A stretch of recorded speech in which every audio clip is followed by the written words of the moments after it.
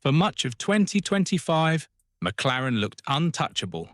Their MCL39 was the benchmark car, winning 7 of the first 10 races and cruising towards another Constructors' Championship. On paper, it was dominance, but beneath the surface, a dangerous gamble was already unfolding, one that would only reveal its consequences as Formula One marched towards 2026. Because while McLaren chose to switch off development early and focus everything on the future, Red Bull did the opposite. They kept pushing, kept upgrading, and kept extracting performance right until the final races. And now, as Red Bull unveils its next-generation car under the 2026 regulations, McLaren boss Zak Brown has admitted something few championship-winning teams ever do: genuine concern. Subscribe now, because this video explains why McLaren's biggest risk in years could either define a golden era or hand Red Bull total control of the 2026 season.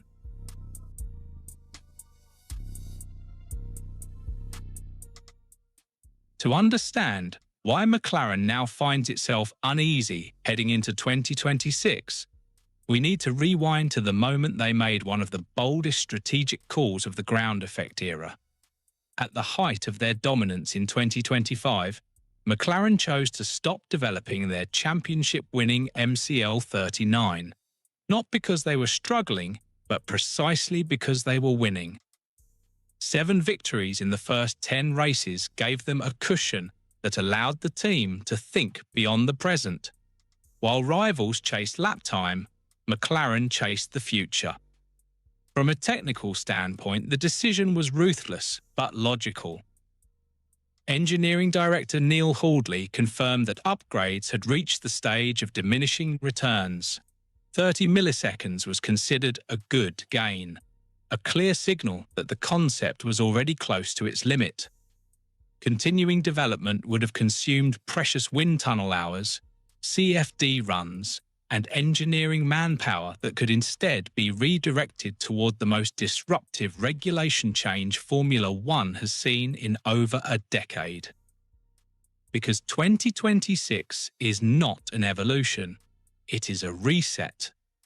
Active aerodynamics, new power units, revised energy deployment, and a completely different aerodynamic philosophy mean that lessons from 2025 carry far less value than teams might hope. McLaren believed that arriving early to this new battlefield, with more data, more iterations, and fewer compromises, would outweigh the short-term cost of losing race-winning pace late in 2025. But Red Bull never played along.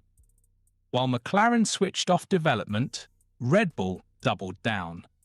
The RB21 continued to receive updates deep into the season, allowing Max Verstappen to claw back performance just when McLaren's advantage began to evaporate.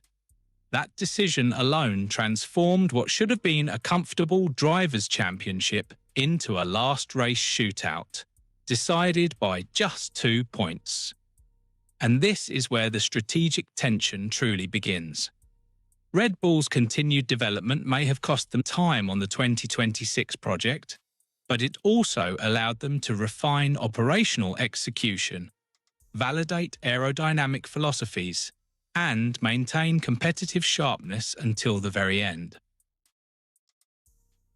McLaren, by contrast, accepted visible performance decline in exchange for theoretical future gains.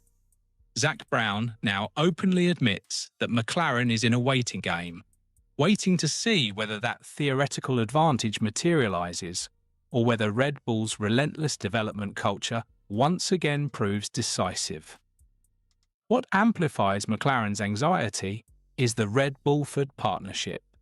Inside the paddock, there is growing belief that Red Bull's power unit program has been significantly underestimated.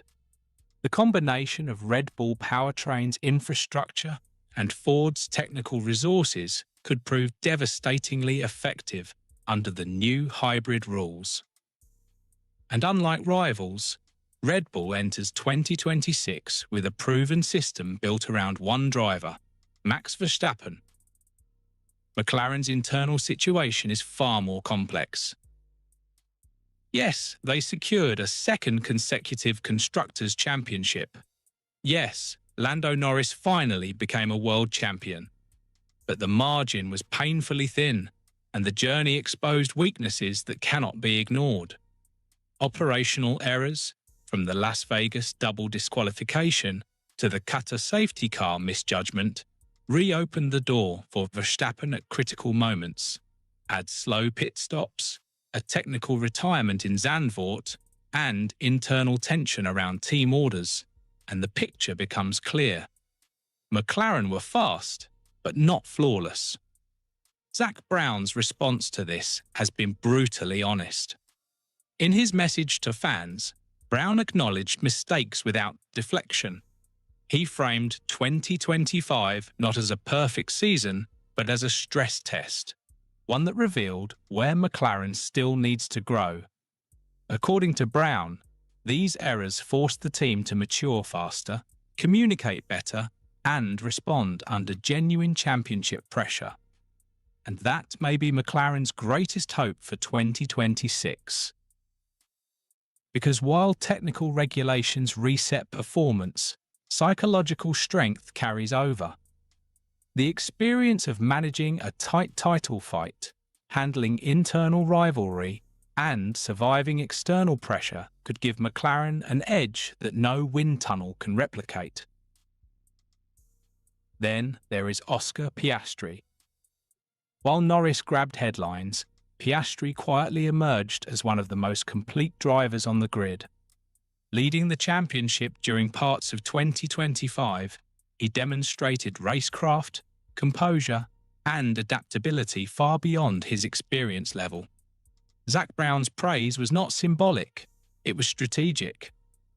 McLaren knows that entering a regulation reset with two genuine title contenders is both a blessing and a risk. Because balance matters. Red Bull's structure is clear. Everything orbits Verstappen. McLaren must manage ambition internally while fighting an external giant that thrives on singular focus. In a season where development paths will diverge rapidly, internal harmony could be just as important as aerodynamic efficiency. And that brings us back to the central question. McLaren sacrificed certainty for potential. Red Bull sacrificed future preparation for present pressure. Both paths carry danger. Both paths could define the next era of Formula One. As the 2026 regulations draw closer, one thing is undeniable. McLaren's dominance at the end of the ground effect era guarantees nothing. The slate will be wiped clean, and for the first time in years, even Zak Brown admits that McLaren does not control the narrative. They can only wait and hope they chose correctly. So what do you think? Did McLaren play this perfectly, or did they open the door for Red Bull's revenge? Will the Norris-Piastri partnership defend their dominance in the new era, or will Verstappen return with Ford power and reclaim control of Formula One? Give your opinion in the comments below, and don't forget to subscribe so you don't miss other interesting videos from us.